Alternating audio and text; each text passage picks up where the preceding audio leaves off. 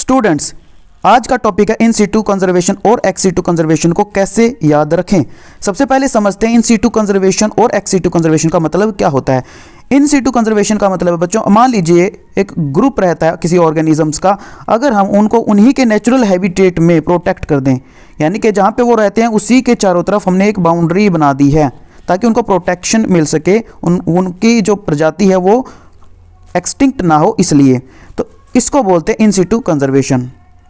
X situ conservation का मतलब क्या होता है, ग्रुप ऑफ ऑर्गेनिज्म को हमने जिस जगह पे वो रहते हैं वहाँ से उठा के और दूसरी जगह पे शिफ्ट कर दिया, और वो जो दूसरी जगह है वो ज़्यादा प्रोटेक्टेड एरिया है। ठीक है, तो जब हम शिफ्ट कर देते हैं एक मोर प्रोटेक्टेड एरिया में उनके नेचुरल हैबिटेट से उनको उठा के, that is called ex situ conservation. अब इनको याद करने का तरीका सीख लीजिए, बहुत ईजी है बच्चों।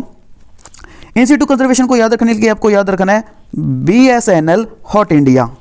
BSNL हॉट इंडिया यानी कि BSNL से निकलने वाली जो रेडिएशन से है उनसे इंडिया गर्म हो रहा है, इस तरीके से ध्यान रख सकते हैं। B से बन जाएगा बच्चों आपका बायोस्फीयर रिजर्व। S से बन जाएगा sanctuaries and sacred groves. NL से बन जाएगा नेशनल पार्क। हॉट से बन जाएगा बच्चों हॉटस्पॉट, और इंडिया के IN से बन जाएगा इन सीटू कंजर्वेशन। यहाँ से आपको थोड़ा सा ध्यान रहेगा कि जो एग्जाम्पल आपने किए हैं वो इन सीटू कंजर्वेशन के हैं। इनकी संख्या जरूर ध्यान रख लेनी है, जैसे बायोस्फीयर टोटल 14 है, सेंचुरीज जो है वो 448 है बच्चों, नेशनल पार्क 90 है, हॉटस्पॉट्स 34 हैं। ऑलराइट, अब देखिए एक्स सीटू कंजर्वेशन कैसे याद रखेंगे।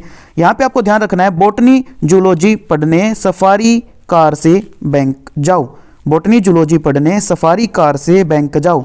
बच्चों बॉटनी से हो जाएगा बोटेनिकल गार्डन, जूलॉजी से जूलॉजिकल पार्क, सफारी से सफारी पार्क, कार से क्रायो प्रिजर्वेशन, बैंक से आपका seed bank and pollen bank आपको ध्यान रखना है।